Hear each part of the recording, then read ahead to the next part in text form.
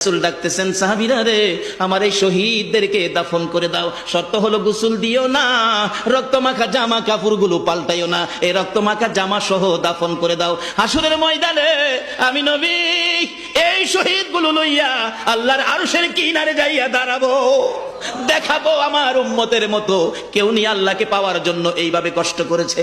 এবার দাফনের কাজ শুরু হলে কিতাব লেখে 69 জনের দাফন শেষ। 70-এর মাথায় আসওয়াদ দূরে পড়ে আছে। আমার নবী 2 কদম সামনে গিয়ে দেখে আসওয়াদ নতুন তরবারি হাতে চিত হয়ে পড়ে আছে, শহীদ হয়ে গেছে। আমার নবী ডাকে, রে আসওয়াদ, মদিনার হুর বিয়ে করতে পাঠাইছিলাম, মদিনার হুর বিয়ে করলি না, যুদ্ধের ময়দানে জীবন দিয়ে বিদায় হলে। আসওয়াদ রে, নতুন তরবারিটা হাতে রে। আসওয়াদ একজন সাহাবী বলেন, হুজুর বিয়ের বাজার করতে এসে আপনি যুদ্ধে গেছেন, খবর পাইয়া বিয়ের বাজারের টাকা দিয়ে যুদ্ধের বাজার করেছে, আসওয়াদ শহীদ হয়েছে। আমার নবী ডাকে, মাবুদ, আমার আসওয়াদকে তুমি কি দিবা গো আল্লাহ?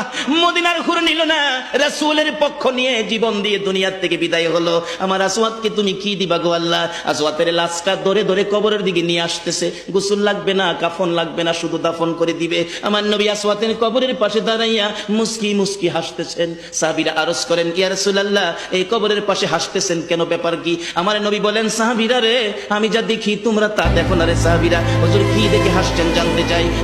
সাহাবীরা, আমার আসওয়াদ মদিনার হুর বিয়ে করতে যাইয়া যুদ্ধের খবর শুনে বিয়ের বাজারের টাকা দিয়ে যুদ্ধের বাজার করে জীবন দিয়ে কবরে রওনা হয়েছে। আমি নবী আসওয়াদের কবরের পাশে দাঁড়াইয়া দেখি রে, আমার আসওয়াদের কবরে মদিনার হুরের পরিবর্তে আমার আল্লাহ জান্নাতের হুর পাঠাইয়া দিছে। এমন একটা বাজার যদি আমাদের জীবনে হয়ে যায়, আমরা করতে পারি, বলুন আমাদের লাভ হবে না লস হবে?